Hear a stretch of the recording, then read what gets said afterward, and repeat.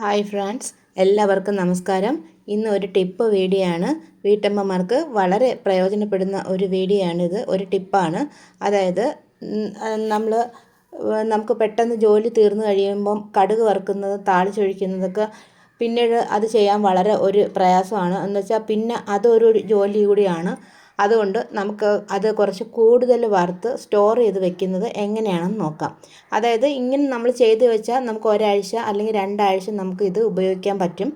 ഇത് നമ്മൾ കുറച്ച് കൂടുതൽ സാധാരണ കടുക് വറുക്കും പോലെ തന്നെയാണ്. കുറച്ച് കൂടുതൽ ക്വാണ്ടിറ്റിയിൽ എടുത്തിട്ട് ചെറിയ ഉള്ളി അരിഞ്ഞതും ചുവന്ന മുളകും കറിവേപ്പിലയും എല്ലാം കുറച്ച് കൂടുതൽ അരിഞ്ഞ് കടുകും കുറച്ച് കൂടുതലിട്ട് സാധാരണ വെളിച്ചെണ്ണയിൽ തന്നെ വറുത്തിട്ട് നമ്മൾ ഇത് ഫ്രിഡ്ജിനകത്ത് സൂക്ഷിക്കുകയാണ് ചെയ്യുന്നത്. ഇത് ഫ്രിഡ്ജിൽ സൂക്ഷിച്ച് കഴിഞ്ഞാൽ ഒരു കട്ട പോലെ ആകും. അപ്പോൾ നമുക്ക് ആവശ്യത്തിന് ചൂട് കറികളിലോ എന്തിനാണോ നമ്മൾ താളിക്കാൻ എടുക്കുന്നത് അതിങ്ങനെ ചൂട് സാധനത്തിലോട്ട് എടുത്ത് ഒഴിക്കുമ്പോൾ നല്ല ക്രീമി, നല്ല അത് സാധാരണ കൺസിസ്റ്റൻസിയിൽ വരും.